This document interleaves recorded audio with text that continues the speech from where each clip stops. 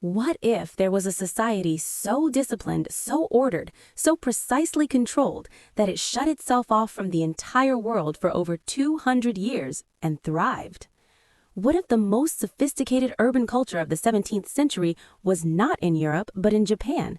What if a city of over 1 million people functioned with a precision and complexity that would not be matched anywhere on Earth for generations? This is Edo, and it is unlike anything you have ever seen. The year is 1650. In the east of Japan's main island of Honshu, a city is rising that will become the largest on Earth. Edo, modern Tokyo, is the seat of the Tokugawa shogunate, the military government that rules Japan with absolute authority while the emperor remains a ceremonial figure in distant Kyoto. The city is a masterpiece of deliberate planning.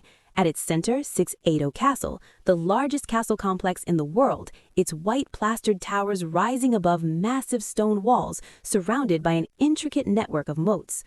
Around it, the city radiates outward in carefully designed concentric zones, the daimyo lords' mansions closest to the castle, the samurai quarters beyond, and the bustling merchant and artisan districts, the shitamachi, spreading toward the bay. 1 million people, all of them knowing exactly where they belong. Edo society operates on a rigid 4-tiered system. At the top, the samurai, warriors in a time of enforced peace, their swords now symbols of status rather than tools of war. Below them, farmers, then artisans, then merchants, considered the lowest class despite often being the wealthiest. Every aspect of life is regulated. What you wear, where you live, how you bow, even what you eat is determined by your social position. A merchant cannot wear silk regardless of how rich he becomes.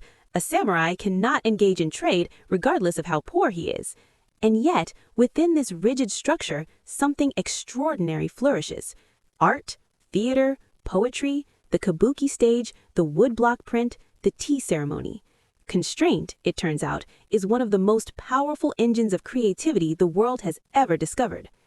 Japan closes its borders to the outside world in 1635, a policy of isolation called sakoku that lasts over 2 centuries. While Europe tears itself apart in wars and revolutions, Edo grows quieter, deeper, more refined. When the outside world finally forces Japan open in 1853, what it finds is not a backward society, it finds a civilization of extraordinary sophistication, one that will modernize faster than anyone thought possible, precisely because its discipline, its organization, and its genius were already there. Edo did not hide from the world, it perfected itself for it.